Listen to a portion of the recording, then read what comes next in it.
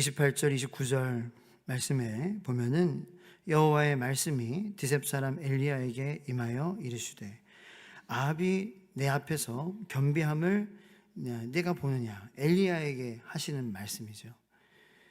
아합이 회개를 했다라는 거예요. 아합이 회개를 했어요. 아합이 진심으로 회개를 했습니다.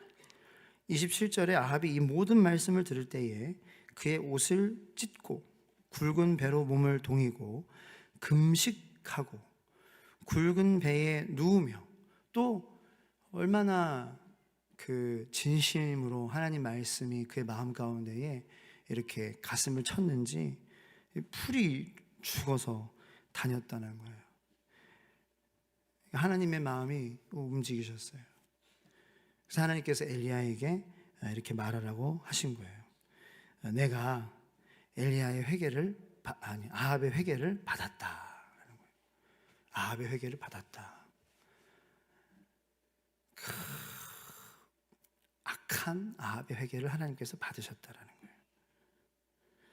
그래서 하나님께서 아합에게 내리실 재앙을 그 아합의 시대에는 내리지 아니하겠다.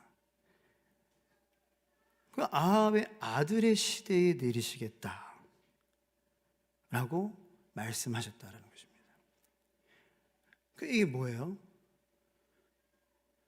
유예하신 거예요. 유예.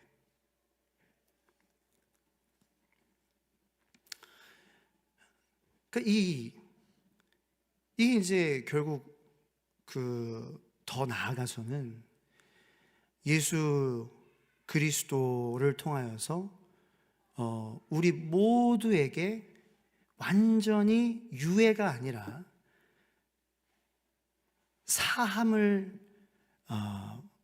사함으로 일어났습니다. 네, 우리에게 일어난 사건이죠. 우리에게도 유예가 아니라 우리가 받을 벌이 우리 한 사람 한 사람에게 야, 너 3년 뒤에 벌 받자. 내가 십자가에서 내가 그렇게 죽어야 되는데 예수님께서 대신 죽으시면서 내가 대신 죽을 거니까 너 살다가 나중에 네가 대신 그렇게 20년 뒤에 그렇게 죽으면 되겠다. 그렇게 돼도 감사한데 유예가 아니라 예수 그리스도로 말미암아 우리는 완전히 사함 받았다라는 거예요. 근데 어쨌든 이 아합에게 일어난 이 유예 사건이 여러분들에게도 이렇게 큰 소리로 아멘이 나오지 않는 것을 보면은 저도 그렇습니다. 아합이 나쁜 놈은 나쁜 놈이구나. 왜요? 우리는 방금 전에 아합이 이세벨이 나봇이라는 참 의롭고 착한 사람 어떻게 죽이고 어떻게 그의 포도원을 뺏었는지 우리는 봤기 때문입니다.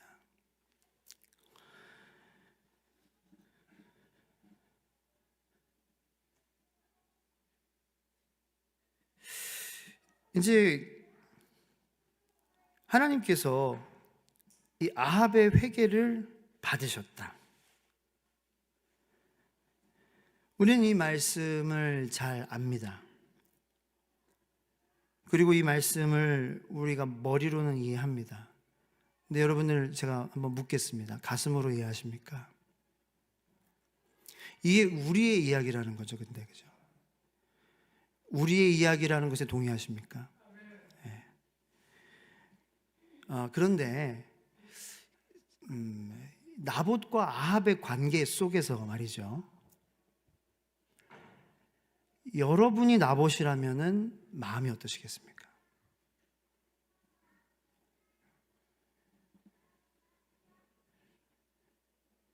여러분이 나봇이고 나봇과 아합의 관계에서 아합이라는 사람이 여러분과의 관계에서 아합이라는 존재가 여러분의 삶에 있습니다. 있다고 가정을 해보자고요. 그런데 그 사람이 예수님을 믿었습니다. 그리고 이제 그게 영화화도 된 거 아시죠? 밀양이라는 영화 아시죠? 물론 더 영화화됐고 더 극단적으로 좀 표현된 부분이 있습니다. 많은 좀 그런 맥락의 이야기 좀 비슷합니다. 어떤 영화인지 혹시 아십니까? 밀양, 전도연 나오는 영화.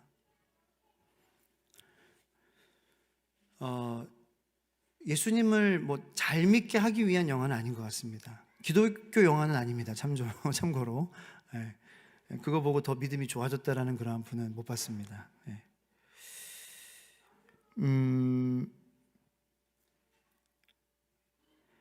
실제로 저는 이런 오늘 말씀 보면서 물론 이 아합의 회개의 그 진실성에 대해서 저는 따지려고 하는 것은 아닙니다. 근데 나봇의 입장에서 하나님께서 이 아합의 회개를 받으셨다는 것, 그 아합의 회개의 진실성에 대해서 따지는 것은 아닌데, 나봇의 입장에서 한번 생각을 우리가 해볼 때에 나봇에게 가족이 만약에 있었다면 그 가족은 이 하나님께서 아합을 유예시켜 주시는 이 과정 속에서 이 나봇은 지금 억울하지 않을까? 나봇의 만약에 아내나 나봇의 자녀들은 유예시키시는 하나님을 보며 왜 하나님은 당장 심판하시지 왜 유예시키시는 하나님이시니까? 누가 지금 우리의 이 상처는 누가 보상해 주나? 라는 이 질문을 하지 않냐? 라는 그런 생각을 했습니다. 나 같으면 그러한 질문을 하지 않을까? 왜요? 연약한 인간이라는 것이죠. 질문하는 인간이기 때문입니다. 그리고 그 질문은 오늘을 살아가는 저와 여러분들, 억울한 일을 당하는 이들, 정의를 갈망하는 저와 여러분들, 우리의 모두의 마음속에서도 동일하게 저는 존재한다고 생각하기 때문입니다. 하나님은 왜 당장 심판하시지 않으시고 왜 유예하셨을까라는 거죠. 하나님은 즉각적인 심판보다 오래 참으시고 기회를 주시는 분이십니다. 물론 그건 우리가 잘 압니다. 하나님은 오래 참으시는, 그러니까 저에게도 오래 참으시는 그러한 경우 너무 감사하죠. 나에게도 그런 오래 참으시는 경우가 필요할 때가 너무나도 많기 때문입니다. 이 나의 상황 속에서도 이 즉각적인 심판이 임한다면은 너무나도 저도 오래 참으셨으면 좋겠다라는 그런 이 생각이 밀려올 때가 너무나도 많을 거기 때문입니다. 그래서 제 입장에서도 오래 참으시는 하나님이 되어주시기를 원하는 마음이 제게도 너무 많이 있을 것이기 때문이죠. 그래서 베드로후서 3장 9절 말씀에 보면은 주께서는 어떤 이들의 더디다고 생각하는 것 같이 그의 약속에 더디지 아니하시고 오직 너희를 대하여 오래 참으사 아무도 멸망하지 아니하고 다 회개하기에 이르기를 원하시느니라. 대부분 여러분들 우리 마음 가운데 그 정의가 있습니다. 빨리 심판하기를. 근데 대부분 우리 모두에게 필요한 하나님은 오래 참으셔야 하는 하나님입니다. 할렐루야. 대부분 우리 모두에게 필요한 하나님은 오래 참으셔야 합니다. 근데 우리 인간에게는 이 정의로운 마음이 있기는 있습니다. 왜요? 하나님을 닮았기 때문에. 하나님의 형상을 닮았기 때문에 이 정의심이 있습니다. 그런데 우리에게 필요한 하나님은 우리의 필요를 아시는 하나님이잖아요. 오래 참으신 하나님이 필요합니다. 우리의 신앙생활은 뭐예요? 하나님 우리에게 다가오시는 방법은 우리가 원하는 대로 다가오시는 것이 아니라 우리의 필요를 따라 다가오시는 하나님이십니다. 그렇죠? 우리의 필요를 따라 다가오시는 하나님이 우리에게는 필요합니다. 우리가 원하는 대로 우리가 하나님을 만나면 안 됩니다. 우리는 망할 수 있습니다. 우리의 필요를 맞춰주시는 하나님을 우리는 만나야 합니다. 그래야 우리는 살아요. 우리가 원하는 하나님을 만나면 그건 우상이잖아요. 우리가 원하는 거를 만드는 거, 그 우상이죠. 우리의 필요를 채우시는 분, 그분이 바로 우리를 만드신 하나님, 여호와 하나님, 창조주 하나님, 예수 그리스도 구원자 하나님이신 줄로 믿으시길 축원합니다. 근데 그 하나님, 우리의 필요를 채우시는 하나님은 또 정의로우신 하나님, 공의로우신 하나님이십니다. 그래서 이 나봇이라는 이 인물이 정의가 없는 것 같이 여겨지고 억울한 것처럼 여겨지죠. 근데 그렇지 않다라는 거. 하나님은 분명하게, 철저하게, 정확하게 나봇의 남은 가족들이 있다고 할지라도 그 모든 가족의 억울함도 다 해결해 주신다라는 것입니다. 제가 그걸 설명을 짧게 드리겠습니다.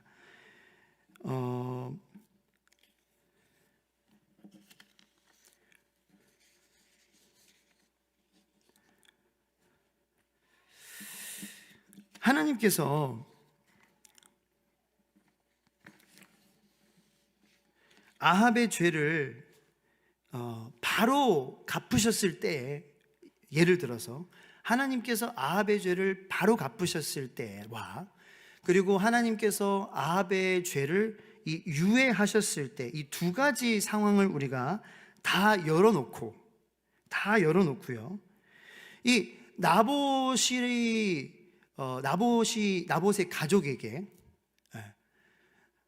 나봇의 가족이 있었다면, 나봇의 가족이 하나님을 끝까지 신뢰하고 계속해서 하나님 안에서 하나님을 떠나지 않고 있었다면, 이 두 가지 모두의 이 경우에 어떤 그 경우라도 이들의 신앙에 이 두 가지 모든 경우가 어떻게 유익이 될 것인지, 어떻게 하나님의 위로와 하나님의 이 정의가 이 두 가지 경우에 다 실현될 것인가, 이것에 대해서 제가 말씀드리고 오늘 말씀을 맺도록 하겠습니다.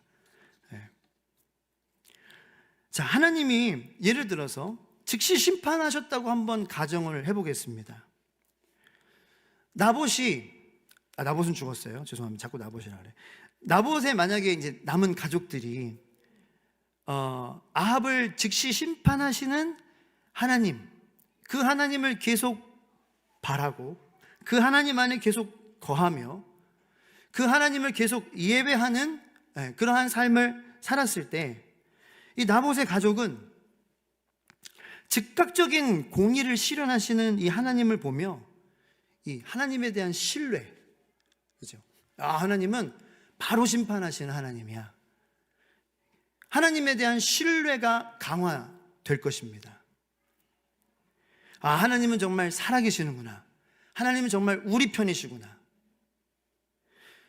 근데 어쨌든 그것도 쉬운 일은 아닐 것입니다. 왜냐하면 자기 가족 나봇이 죽었잖아요.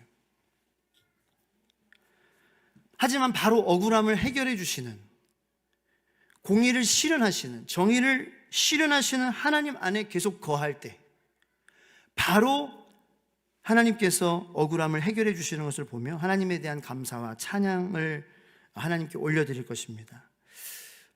우리는 신약에서 아나니아와 그 삽비라의 사건을 통하여서 바로 진짜 그 인스턴트 식품처럼 바로 하나님께서 해결하시는 것을 보게 되죠. 그것을 통하여서 이제 초대교회가 하나님에 대한 경외와 하나님에 대한 두려움, 그것이 하나님에 대한 이 뭐라 그럴까요? 이 거룩한 두려움으로 바뀌어서 더 공동체가 이 예배 가운데에, 그리고 서로에 대한 사랑 가운데 더 하나가 되는 것을 우리는 보게 됩니다. 예, 바로 해결하시는 하나님의 모습이죠, 그것이. 그래서 이 믿는 자의 눈앞에서 벌어지는 공의, 바로 벌어지는 그러한 것들은 믿음을 확증하게 해줍니다. 하나님의 실제를 보다 선명하게 느끼게 해주죠. 두 번째 경우는 오늘 이 말씀처럼 유예하셨을 때예요. 이 경우가 좀 힘든 경우입니다. 뭐 하나님이 바로 해결해 주셨을 때는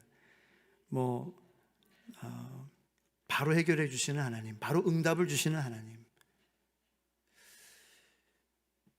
이것도 쉽지 않은, 왜냐하면 이것도 기도해야 하고 계속 믿음의 자리를 지켜야 하고 예배의 자리를 지켜야 하고 성도의 자리를 지켜야 하고 직분자의 자리를 지켜야 하기 때문에 어렵습니다만은, 유예하셨을 때는 너무나도 힘들죠.